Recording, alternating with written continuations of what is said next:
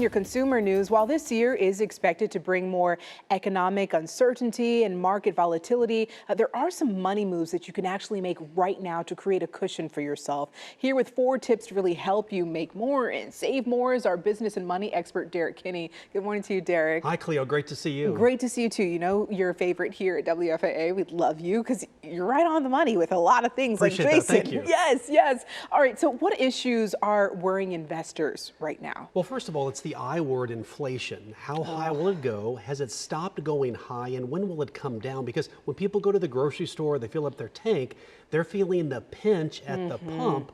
And they're working hard, but the question is the government and the economy working as hard for them. So there's a lot of worries. And also, will they lose their job? We know that job losses are at the end of the economic cycle. So we're seeing people report now jobs being lost, and that's a big worry on the minds of people right now. Honestly, because a lot of people, most American families are living paycheck to paycheck, so that is a scary thought. Yes. Your first tip is to pay down high interest debt. I feel like we hear this all the time, but are we really doing it? Well, it's important and people hear it all the time, but the bottom line is as the Fed raises rates, people ask, what does that mean to my personal economy? It means your credit card interest rates go up.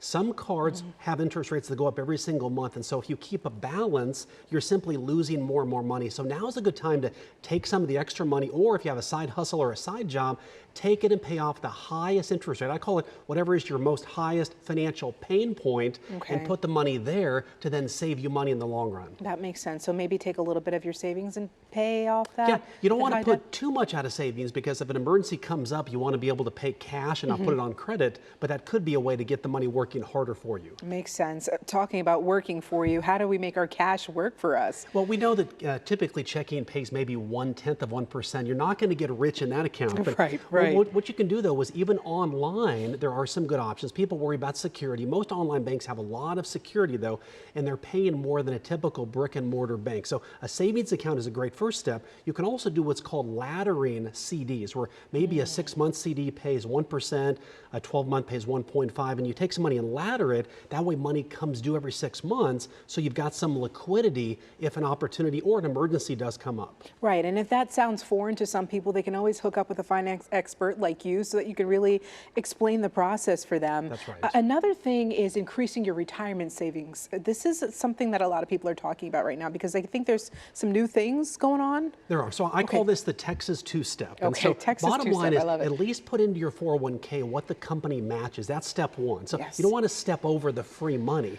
Step 2 is they raised what you can add to the 401k to $22,500 a year, which sounds like a lot, but you want to make sure you're adjusting that because that comes out a little bit each paycheck. Most people never miss it. The bottom line is when there's more month left than there is money, most people don't save. So if it's preset and pre-organized, the money comes out and you rarely, if ever, even miss it. Okay, so you're telling me add a little bit more. That's the key right now. And it's not going to hurt that much. You'll barely even miss it. Oh, that's what you say, Derrick. Okay.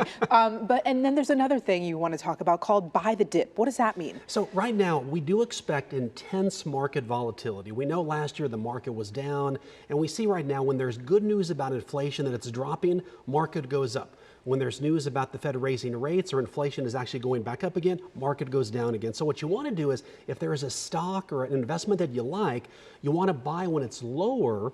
Typically when you feel the most nervous and anxious about it is the best time to buy because long term, that's how people create real wealth. Now, an easy way to do, kind of the cheater way to do it, is just a dollar cost average, Cleo. So you just set it up and you say, I'm going to put in $100 a month automatically so I don't have to make a decision as to when I buy it. That's the easy way to do it. Makes sense. Great tips there, Derrick. How can people reach out to you before we go? Yeah, just go to DerrickKinney.com. Our new website is a great resource for people to make and save more money. Nice and simple. He also has an amazing book that you can check out as well. Derrick, thank you for joining us here on Daybreak. My pleasure. Thank you, Cleo. All right.